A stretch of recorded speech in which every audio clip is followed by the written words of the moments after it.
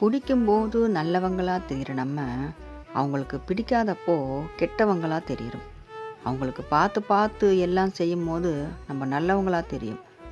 நம்ம நிலைமை கொஞ்சம் சரியில்லாம, கொஞ்சம் நம்மளே கஷ்டப்பட்டுட்ருக்கும்போது, நம்மளால அவங்களுக்கு ஒரு உதவியும் இல்லைன்னு ஆனதுக்கப்புறமா, நம்மள அவங்களுக்கு பிடிக்காமயே போயிடுது. இப்படி தான் உலகத்தில எல்லாருமே இப்படி தான் கஷ்டப்பட்டுட்ருக்காங்க. நல்லவங்க எல்லாம். நல்லா பழகிட்டு விட்டுட்டு போயிடுறாங்களே! அப்போது எதிர்பார்ப்புகளோடு தான் நம்மக்கிட்ட பழகியிருக்காங்க. எதிர்பார்ப்புகள் முடிஞ்சிச்சு, நம்மளை விட்டு போயிட்டாங்க. இப்படின்னு ரொம்ப கவலையோடு தான் நிறைய பேர் இன்றைக்கி இருக்கோம். ஆனால் அதுக்கெல்லாம் அந்த கவலைக்கெல்லாம், அந்த காயத்துக்கெல்லாம் ஒரே மருந்து நம்ம முருகன் தான். நம்ம முருகன் எப்போவுமே நம்ம கூட இருப்பார். நம்ம நல்ல நிலைமையில் இருந்தாலும் சரி, கஷ்டப்பட்டாலும் சரி, எப்போவும் நம்ம கூட இருப்பார். சந்தோஷமாக இருக்கும்போது தள்ளி நின்று சந்தோஷப்படுவார் நம்ம முருகர்.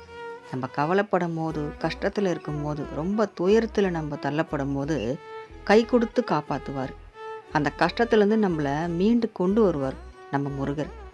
அதனால் யார் நம்மளை விட்டு போனால் என்ன, நம்மக்கிட்ட பிடிக்காமல் இருந்தால் என்ன, நம்மளை வேண்டான்னு சொன்னாதான் என்ன, நம்ம வாழ்க்கையை பார்ப்போம். ஏன்னா நமக்காக ஒரு வாழ்க்கை கொடுக்கறதுக்கு நமக்கு வாழ்க்கை அமைக்கிறதுக்குன்னே ஒரு வள்ளல் இருக்கார். முருகன் என்னும் வள்ளல் நமக்காக இருக்கும்போது, ஒரு தகப்பன் தந்தை இருக்கும்போது ஒரு குழந்தை எதுக்குமே பயப்படாது. அப்பா இருக்காரு, பார்த்துப்பார். அப்பா கூட தானே போகிறோம், அப்பா எல்லாம் செஞ்சிருவார். அப்பா இருக்கும்போது அந்த குழந்தைக்கு பொறுப்புகளே தெரியாது. எல்லாமே அந்த அப்பாவை நம்பி தான் இருக்கும் அந்த குழந்தை.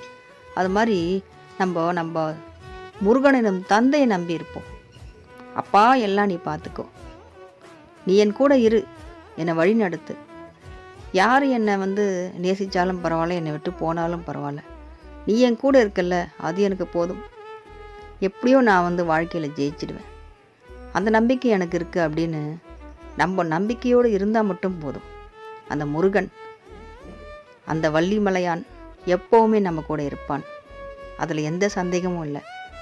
கொஞ்ச நாள் கஷ்டமாக தான் இருக்கும். ஏன்னா கர்மாக்கள் ஒரு மனுஷனை எழுதப்படுது. அவங்களோட விதி எழுதப்பட்டு தான் நம்ம பிறக்கிறோம்.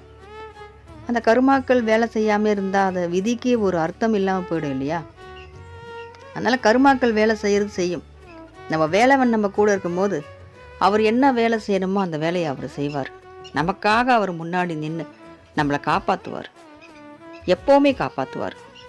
இந்த டைமா அந்த டைமாலாம் இல்லை, எக்கணமும் நம்மளை காப்பாற்றக்கூடிய கடவுள் தான் நம்ம முருகர். வெற்றிவேல் முருகனுக்கு அரோகரா.